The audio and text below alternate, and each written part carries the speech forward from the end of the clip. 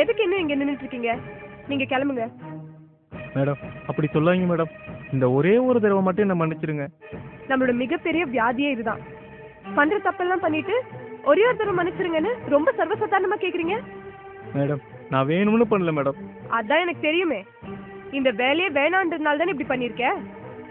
பட்ட பகல்ல குடிச்சிட்டு வேலைக்கு வரேன்னா உனக்கு எவ்வளவு தைரியம் இருக்கும்?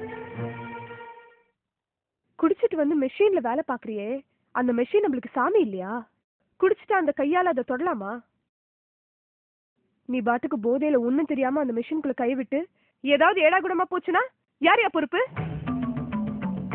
கால் போச்சு கை போச்சுன்னு சொல்லி காம்பன்சேஷன் கேட்டு கம்பெனி கிட்ட தான் ஏதாவது பிரச்சனை பண்ணுவீங்க. தேவையா இது? மேடம் இனிமே நான் அப்படி நடந்துக்க மாட்டேன் மேடம். நான் புள்ள குட்டிக்காரன் மேடம். என்னை தண்டிச்சிடாதீங்க மேடம். புள்ள குட்டி காருன்றது பாட்டில திறக்கிறதுக்கு முன்னாடி ஞாபகம் வந்திருக்கணும். இப்போ என்கிட்ட சொல்லி என்ன பிரயோஜனம்? மேடம் மன்னிச்சிருங்க மேடம். ஏதோ புத்தி கெட்டு போய் பண்ணிட்டேன் மேடம். சத்தியமா சொல்றேன் மேடம். இனிமே என் வாழ்க்கையில நான் குடிக்கவே மாட்டேன் மேடம். என்ன வேலையை விட்டு மட்டும் அனுப்பிடாதீங்க மேடம். உங்களை நான் ஒண்ணு இந்த வேலையை விட்டு ஒரேடி அனுப்பலையே. ஜஸ்ட் ஒரு 3 மாசம் சஸ்பெண்ட் பண்ணிருக்கேன், அவ்வளவுதான். மேடம் எனக்கு இதுவே பெரிய தண்டனை தான் மேடம். 1 மாசம் சம்பளம் வரலாம் கூட என் வீட்டுல அடுப்பு வைக்காது மேடம். இதுல நீங்க 3 மாசம் என்ன சஸ்பெண்ட் பண்ணி எனக்கு சம்பளம் வரலன்னா நான் புள்ள குட்டிங்களோட நடுத்தரோட தான் மேடம் நிக்கணும். பிள்ளைங்கெல்லாம் ஸ்கூல்ல ஃபீஸ் கட்டுற நேரத்துல என்ன வேலையை விட்டு சஸ்பெண்ட் பண்ணி என் பிள்ளைங்களோட படிப்பை கெடுத்துறாங்க மேடம். நீங்களும் ஒரு பொண்ணுங்கிறனால என் குடும்ப கஷ்டத்தை கொஞ்சம் யோசிச்சு பார்த்து கொஞ்சம் மனசிறங்குங்க மேடம்.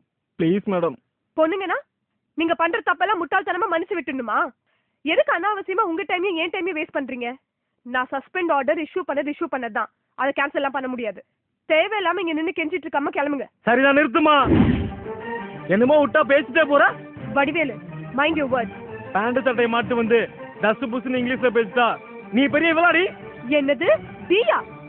உன் வயசுக்கு மரியாதை கொடுக்குறேன்.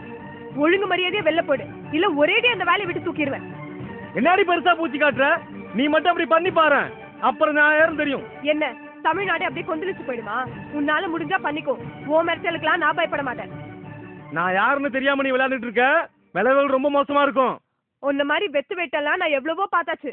உனக்கெல்லாம் பயந்தா இந்த ஹெச்ஆர் டிபார்ட்மெண்ட்ல நான் வேலையே பண்ண முடியாது. செக்யூரிட்டிக்கு போன் பண்ணி உன்னை கழுத்தை பிடிச்சி வெளியில தள்ளுறதுக்கு முன்னாடி நீயே வெளில போயிடு. போறேன். நீ மட்டும் நான் இந்த ரூம்லயே இருக்க போற? எப்படி வெளில வந்தானே ஆகணும். அப்ப தெரியுண்டி இந்த வடிவேல் யாருன்னு. என்ன பகைச்சிட்டு இந்த சிட்டிக்குள்ள வாழ முடியுமா? பாக்குறேன்டி.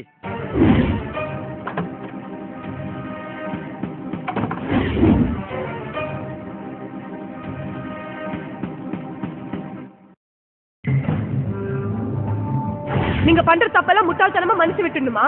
நான் சஸ்பெண்ட் ஆர்டர் இஷ்யூ பண்ணதான். அதை கேன்சல் எல்லாம் பண்ண முடியாது. தேவையில்லாம இங்க நின்று கெஞ்சிட்டு இருக்காம கிளம்புங்க.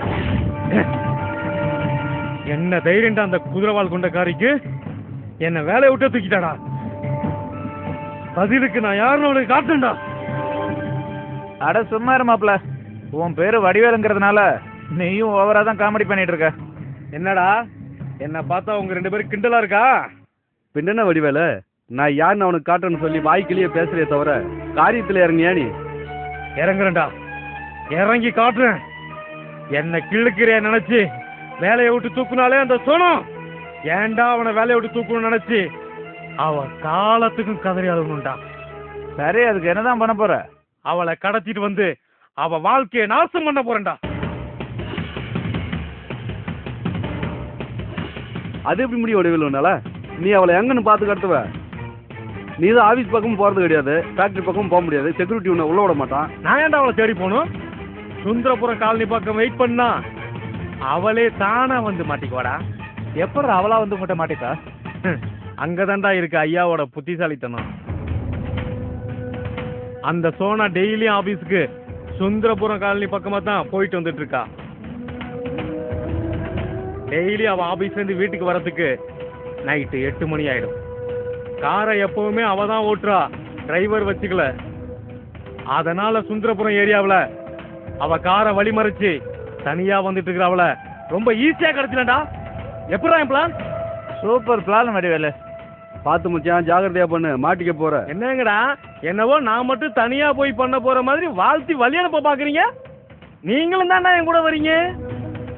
காரியத்தை கணக்கச்சிதமா முடிக்க நீங்க தான்டா உதவி செய்ய.